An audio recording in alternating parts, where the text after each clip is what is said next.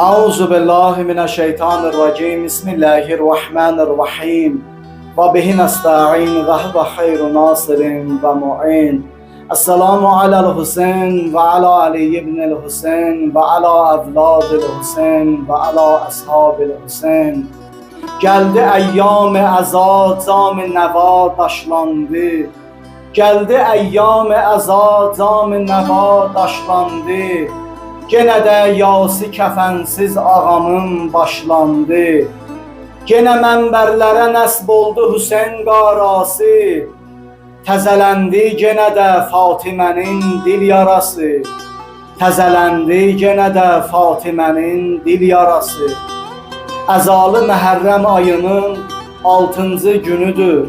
Mütəal Allaha anda verək öz rəhmətinə, öz izzət-i cəlalına. Allah bizi dünya və axirət Əhl-i Beyt əleyhissalamdan ayrı salmasın. Allah bizləri həqiqətən də İmam Hüseyin əleyhissalama əzadarlıq edən bəndələrdən qərar versin.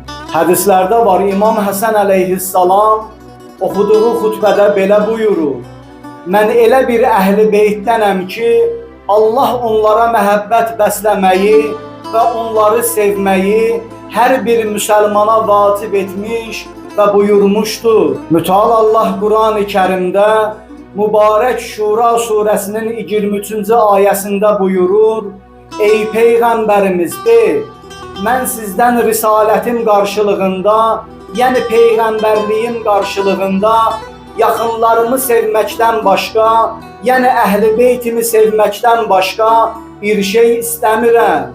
Və hər kəs yaxşı bir iş görərsə, biz yaxşılığını artırarıq. Həqiqətən də Allah bağışlayan və qədir biləndir. Əhl-i Beyt əleyhissalamı sevməyi və onlara məhəbbət bəsləməyi mütəal Allah hər bir müsəlmana vacib buyurur. Əhl-i Beyt əleyhissalamı sevmək insanı ali və mənəvi məqamlara çatdırar. Əhl-i Beyt əleyhissalamı sevmək, onlara məhəbbət bəsləmək insanı izzətli və şərəfli edər. İnsanı dünya və axirət səadətə çatdırar. İnsanı zülmətdən nura çıxardar. Həzrəti Peyğəmbər buyurur: neymətləri ilə sizi bəslədiyi üçün Allahı sevin.